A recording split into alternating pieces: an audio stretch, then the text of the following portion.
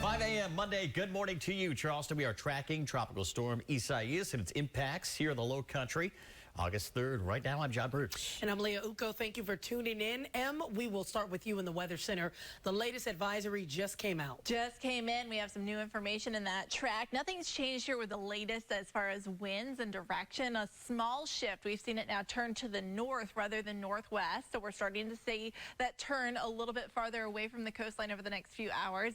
70-mile-per-hour wind still. It's 115 miles east-southeast of Jacksonville, Florida. Now take a look at the latest track because there is a change here, a pretty crucial one. Now we are expecting it to continue to move to the north and eventually northeast, but look at this. By 2 p.m. this afternoon, it may become a hurricane again, a Category 1 hurricane. It may hold on to that strength as it makes landfall later today. Where it makes landfall has continued to really narrow down, and we're looking at north of Charleston at this point. We're still in that cone. A small part of Charleston County and Berkeley County still under that cone, so there still is that possibility of a landfall in South Carolina, and it's looking like it could be a Category 1 as it does make landfall. So a little bit of good news, a little bit of bad news. We're still seeing that shift a little bit farther off the coast. However, it has strengthened a little bit. Now, it is expected to move onshore and likely impact North Carolina the greatest because the right side of that cone will be right there along the coastline of North Carolina.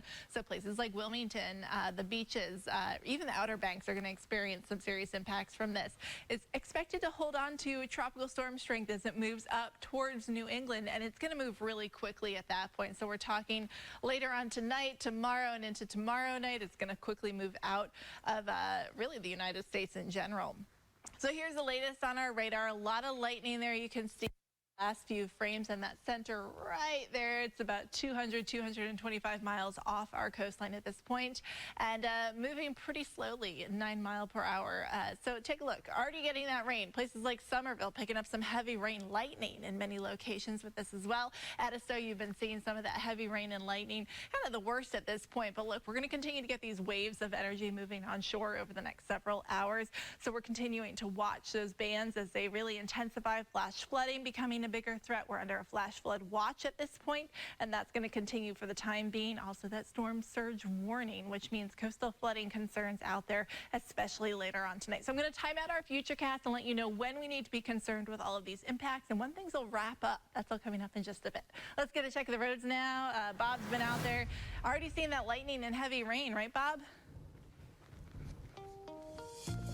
Yeah, Emily, I'm seeing that lightning, definitely some heavy rain in the Oak Brook area, and it followed me all the way down towards Ashley Phosphate. Here's a live look at Dorchester Road coming by the air bases. You can see it's not raining here, but the roadway's wet, so obviously it rained here before. 2 crashes to tell you about, one in Berkeley County on US 52 and Max Lane. That's going to be up there on the other side of Bono, and one in Colleton County, I-95 at the 53-mile marker southbound.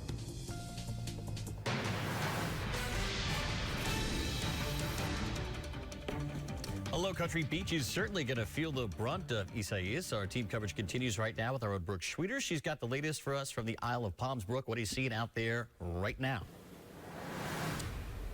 Well, John, I took a drive around Ocean Boulevard here in Isle of Palms just to see if any businesses, any of the hotels around here were preparing or had any apparent preparations outside, but I didn't see any sandbags, any sort of boarding up. And we do know, of course, the South Carolina businesses, they're used to these storms. They see them almost every year. We saw Dorian back in September, where we did need to prepare a little more and even further out. But still, there are plenty of things people are going to want to be aware of. Driving onto the Isle of Palms this morning, I did see the red flag flying high. That means it is certainly not the day to go to the beach. Rip currents are going to be very apparent. I was speaking with Emily this morning. Obviously, we're under that storm surge warning this morning, and she says, you know, we're likely to see less than a foot for the Isle of Palms, but still not a day to go swimming or surfing for that matter. Same thing on Isle of Palms. We're expecting 1 to 4 inches of rain. So, you know, despite the fact that maybe some of these businesses, like I said, they're used to these storms, they're maybe not preparing in that way, but flooding is definitely still going to be a concern when we're seeing that amount of rain. But still, yesterday we saw some beachgoers. We headed out there to see what they were doing, especially taking that last visit before the storm rolls in. I felt like it was a good day to come out. I see it's kind of cloudy right now and people are leaving, but I'm out here enjoying myself. I'm gonna go back home in a little while, make sure I'm safe. So I really hope that everybody stays safe and is in their homes. However, as of right now, it's all good.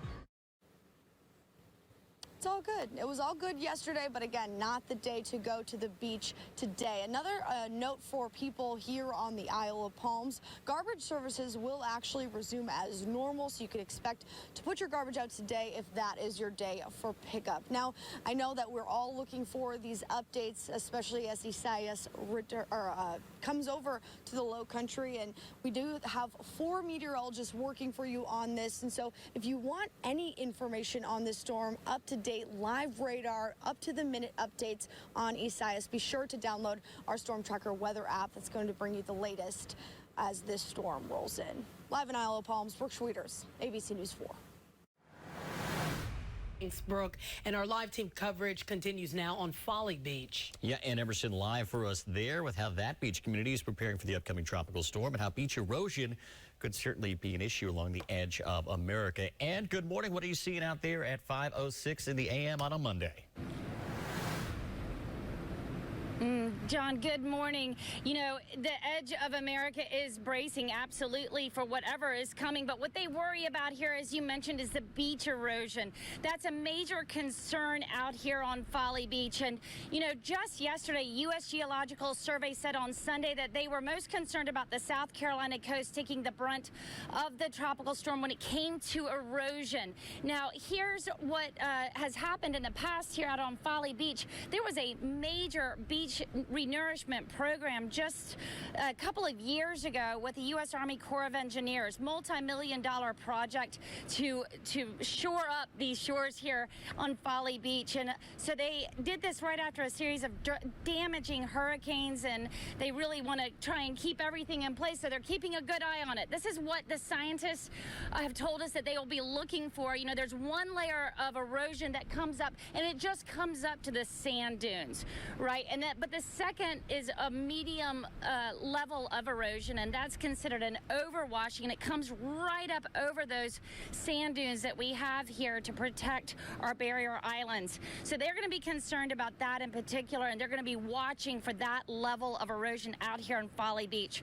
And of course, we have the same kind of warnings going on, and also we're going to be watching for very strong rip currents out here as well, from what we've been learning from all of our meteorologists. So we're going to keep an eye on that today. We've already had quite a band come across just a little while ago. I've already dried off because the wind is so strong, but we had a nice band of weather come through already here on Folly Beach. So we're keeping a close eye on things this morning, and we'll be talking to you all morning long. Reporting from Folly Beach, I'm Ann Emerson. Back to you in the studio. Gonna get interesting, Ann. Thank you. If you need sandbags, well, we've got you covered. North Charleston can start handing them out at 9 o'clock this morning. 3 locations to pick them up. North Charleston Public Works Department, that's on Casper Paget.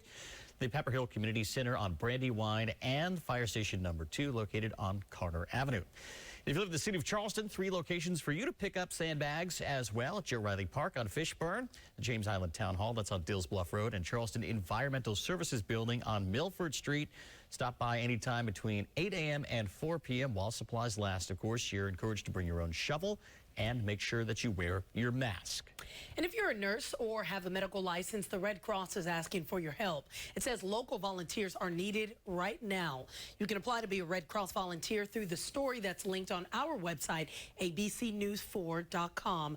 You can find it under the local tab. Right now, no shelters are open. Stay up to date at the latest in the storm tracks as well as updates. Make sure you download our ABC News 4 Storm Tracker weather app. That's going to give you live access to radar and the latest updates on Isaias. You'll also be able to track our access and the latest weathercasts as well. Just head to your app store right now, search ABC News 4 Storm Tracker, and click that download button. We're following this thing up the coast for you and working to keep you informed and ready. Don't miss a special broadcast at noon today as we continue to track Tropical Storm Isaias. And we are feeling the impacts of the storm already this morning. Emily will time out that future cast to let us know when conditions will